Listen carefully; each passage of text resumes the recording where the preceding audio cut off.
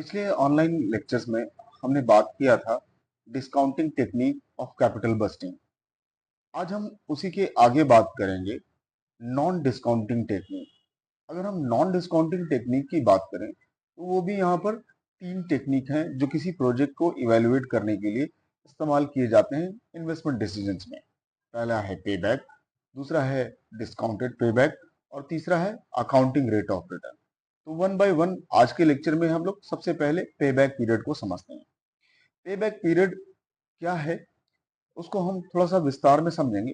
ज्यादातर जितने भी भारत में बिजनेसमैन हैं या कह लें वो फाइनेंस मैनेजर जो बहुत ज्यादा एजुकेटेड नहीं है या जिन्हें बहुत ज्यादा फाइनेंशियल टेक्निक का ज्ञान नहीं है, वो सबसे ज्यादा पेबैक पीरियड का ही इस्तेमाल करते हैं किसी प्रोजेक्ट को इवेलुएट करने का।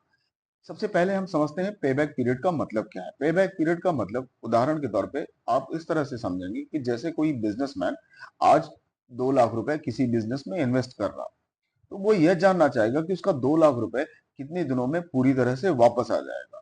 अब जिसने प्रपोजल दिया है उसे 2 लाख इन्वेस्ट करने का, अब वो यह भी बता रहा कि जो रिटर्न आने वाला है वो 50,000 रुपए एनुअल आने वाला है। यानी टोटल देखा जाए तो 4 सालों में उसका 2 लाख पूरा वापस हो जाएगा। यानी उस प्रोजेक्ट का पेबैक पीरियड 4 साल होगा।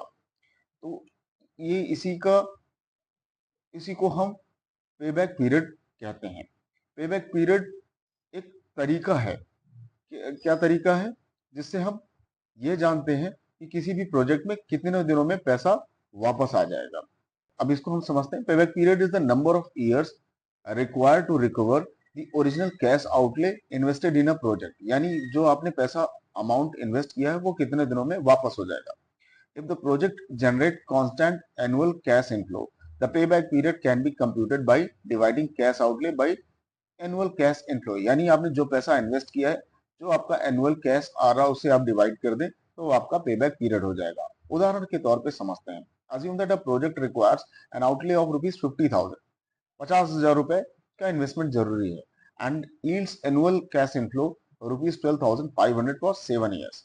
The payback period for the project is क्या होगा? 50,000 रुपए आपका अमाउंट इन्वेस्टमेंट है, जो इनिशियल इन्वेस्टमेंट है, और कितना एनुअल जनरेट हो रहा है? 12,500।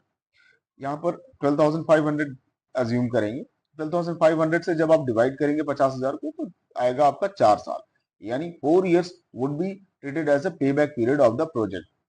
ना अब एक क्वेश्चन और भी स्टूडेंट के मन में आता है, अगर यहाँ पर अनइक्वल कैश फ्लो होता तब क्या होता? यहाँ पर इक्वल कैश फ्लो है जिसमें आपने डिवाइड किया, आपको पे बैक पीरियड पता लग गया, लेकिन जब आपका अनइक्वल कैश फ्लो हो तब आप क्या करेंगे? अनइक्वल कैश फ्लो के में क्या किया जाता है, हम तब तक एनुअल कैश इनफ्लो को ऐड करते हैं जब तक कि आपका इनिशियल कैश इन्वेस्टमेंट के बराबर ना हो जाए। उदाहरण के तौर पे समझते हैं। Suppose that a project requires N cash outlay of 20,000, 20,000 की जरूरत है पूरा अमाउंट, और जो एनुअल कैश इनफ्लो हो रहा 8,000, 7,000, 4,000, 8,000, 7,000, 4,000 and 3,000 during the next 4 years. What is the project payback period? अब आप स्टूडेंट देख रहे होंगे 8,000, 7,000 एंड 4,000, इनको तीनों को अगर हम ऐड करें तो 19,000 हो जा रहा है। यानी 3 सालों में 19,000 वापस हो जा रहा, केवल 1,000 वापस नहीं हो रहा।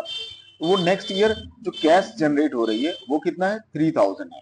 यानी 3,000 को हम डिवाइड करेंगे 12 से तो आएगा 4 मंथ आएगा। तो हमारा जो प्रोजेक्ट पेबैक होगा वो कितना होगा? 3 years 4 मंथ होगा। अब आते हैं प्रोजेक्ट एक्सेप्टेंस रूल्स की बात कर लेते हैं। प्रोजेक्ट को तभी एक्सेप्ट किया जाता है जो आपने स्टैंडर्ड पेबैक पीरियड आपने सेट किया है। अगर आपका कैलकुलेशन जो पेबैक पीरियड के लिए आपके स्टैंडर्ड से कम आता है तब आप प्रोजेक्ट को एक्सेप्ट करेंगे, और अगर आपके स्टैंडर्ड प्रोजेक्ट से ज्यादा आता है तो आप उसको रिजेक्ट कर देंगे। नेक्स्ट क्लास में हम समझेंगे डिस्काउंटेड पेबैक पीरियड के बारे में। स्टूडेंट आप मेरे चैनल पे जुड़े रहिए और अपने सजेशन और कमेंट जरूर बताइए, और किसी टॉपिक के बारे में आपको समझना है तो वो भी आप कमेंट बॉक्स में जरूर बताएं। Thank you student.